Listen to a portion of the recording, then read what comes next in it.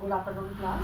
हिंदी व्याकरण में हम इन दिनों में निबंध लेखन का कार्य कर रहे हैं। मैंने आपको निबंध लेखन के लिए 2-3 बातें बताई थी कि लास्ट ईयर तक हमारे एग्जाम के अंदर जो निबंध आता था वो 10 मार्क्स का आता था और इस साल से हमारा जो निबंध है वो 5 मार्क्स का हो गया। ठीक है ना। 5 नंबर का प्रार्थना पत्र, 5 नंबर का विज्ञापन, 5 नंबर का आपका निबंध और 5 नंबर का आपका संदेश आएगा। ठीक है, वो हमारे कोर्स में नया ऐड हुआ है।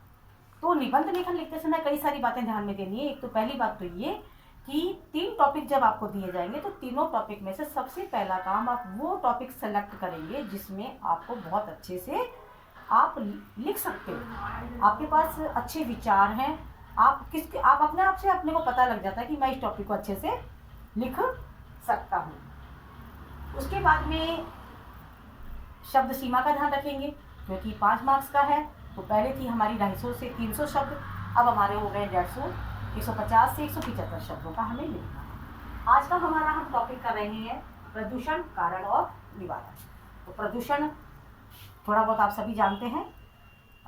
जो भी चीज़ें हमें मिली हैं प्रकृति के द्वारा, उन प्रकृति के द्वारा जो चीज़ें मिली है उसमें अगर दोष हो जाए, किसी भी कारण से हो सकता है, मिलावट हो जाए, अशुद्धियाँ मिल जाए, तो वो प्रदूषण कहलाता है। इंग्लिश में आप इसे कहते हैं पॉल्यूशन। तो हमें जल मिला है, जल अगर अशुद्ध हो गया तो उसे हम जल प्रदूषण कहेंगे। वायु मिली है हमें प्रकृति से, तो वायु अगर अशुद्ध हो जाएगी, वायु में मिलावट हो जाएगी, दोष हो जाएंगे तो वायु प्रदूषण हो जाएगा। ध्वनि है, जितना हम सुन सकते हैं उतनी ही रहनी चाहिए, उससे ज़्यादा पावर होती है तो आपको पता है बहुत सारा टेंशन और लोग डिप्रेशन में भी चले जाते हैं, तरह तरह का चिड़चिड़ापन, है ना। तो वो ध्वनि प्रदूषण हो जाता है। तो हमें ध्वनि भी एक जितनी हम सुन सकते हैं उतनी ही। तो प्रदूषण, कारण और निवारण के लिए हमें जो विचारणीय बिंदु दिए हैं हम उसमें से पहला लिखेंगे भूमिका,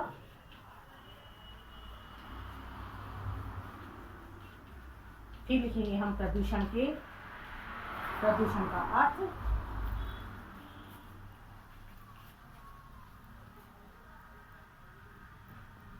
फिर हम लिखेंगे वायु, जल और ध्वनि प्रदूषण,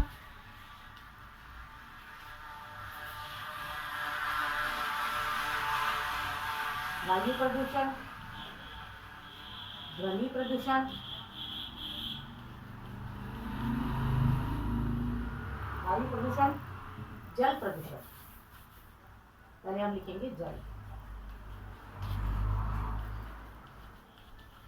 फिर हम लिखेंगे ध्वनि प्रदूषण,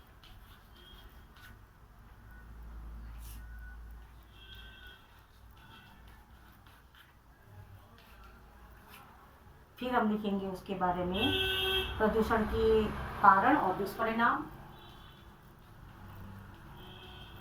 प्रदूषण के कारण तथा दुष्परिणाम दोनों एक साथ लिखेंगे हम।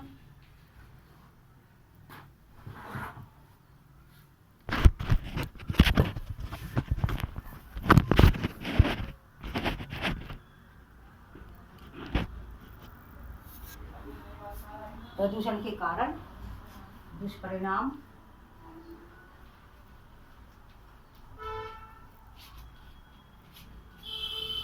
उसके बाद में हम लिखेंगे प्रदूषण का निवारण, प्रदूषण का निवारण, और फिर हम लिखेंगे उपसंहार।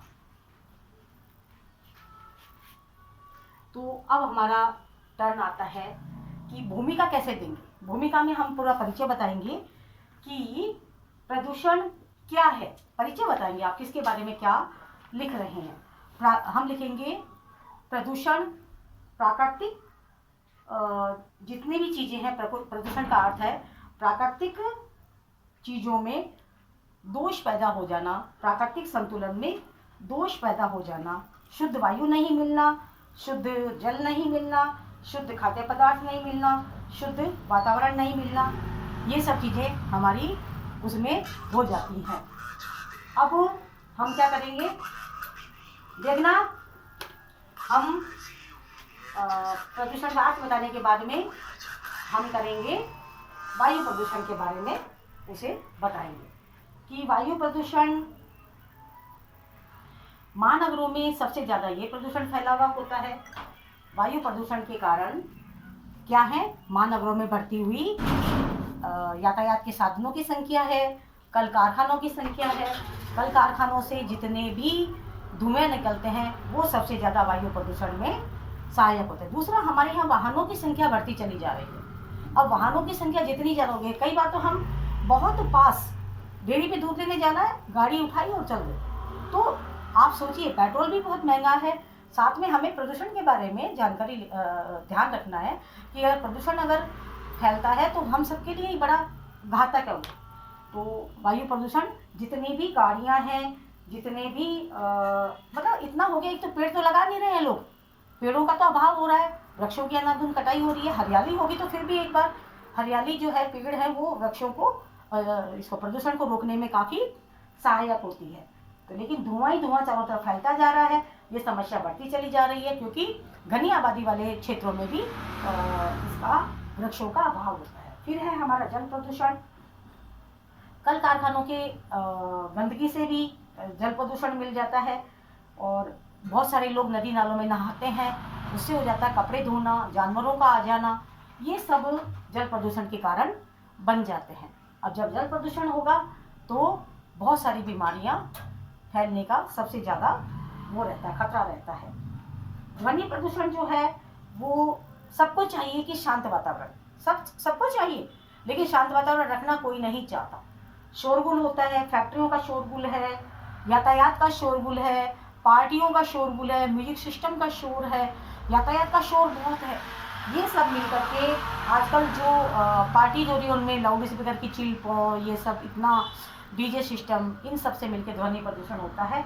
इस कारण से हम लोगों को बहरेपन का, तनाव का, ये सारी जो बीमारियां आ रही हैं, तनाव है, आदमी मतलब एकदम से बहुत चिड़चिड़ा होता जा रहा है, ये सारे कारण हमारे सामने आ रहे हैं। अब उसके कारण और दुष्परिणाम, कारण में तो हमारे जो कल कारखाने हैं उनका तो कुछ कर नहीं सकते, लेकिन कल कारखानों को ऐसे उपकरण लगाने चाहिए जिनसे धुआं कम निकले और वो अपने सारी मशीनों का एक वो कर सके, मतलब बीच बीच में उसकी साफ सफाई की व्यवस्था रखे। हमें अपनी गाड़ियों की भी आता है ना, पोल्यूशन के लिए हमें गाड़ी बार बार अपनी वो करवानी होती है, पोल्यूशन की जांच करवानी होती है। और जितने भी साधन हैं उनका, हम जो वैज्ञानिक हमारे साधन, उनका फ्रिज, कूलर, एसी, ऊर्जा संयंत्र, इनका हम एक लिमिट मात्रा में हम काम में लें, क्योंकि ये भी हमारा प्रदूषण के लिए वो है। हरे हरे वृक्ष लगाएं, ठीक है ना, ये सारे हरे हरे वृक्ष लगाएंगे तो उसका निवारण, अपना प्रदूषण का निवारण हो जाएगा।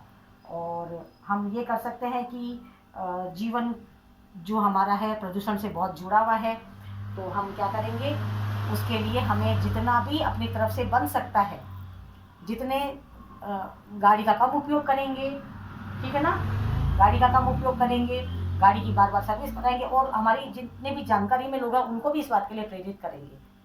इस तरह से हम उसके निवारण के लिए, और वृक्ष लगाएंगे।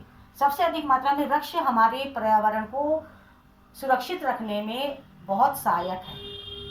और अंत में जो उपसंहार आ रहा है उसमें हम पूरे उसका निचोड़ लिख देंगे कि प्रदूषण हालांकि एक बहुत गहरी समस्या है, और प्राकृतिक संतुलन हमें बनाए रखना होता है। प्राकृतिक संतुलन के अंतर्गत हमें प्रकृति के द्वारा जल, वायु, जो भी चीज़ें मिली हैं उनका हमें संरक्षण करना है, और उनके लिए मानव ही प्रयत्न करेगा। मानव प्रयत्न करेगा तो हमारी प्रकृति अच्छी रहेगी, हमारा पर्यावरण सुरक्षित रहेगा। पर्यावरण सुरक्षित रहेगा तो हम मनुष्य आराम से सहज रूप से जी पाएंगे, अन्यथा बीमारियों ने घर घर में डेरा बना रखा है। ये सब पर्यावरण प्रदूषण के कारण ही है। पर्यावरण को हम सुरक्षित रहेंगे तो हमारा जीवन बहुत आसान हो जाएगा, बहुत सहज हो जाएगा। ठीक है, आप इस निबंध को कर लीजिएगा। Thank you.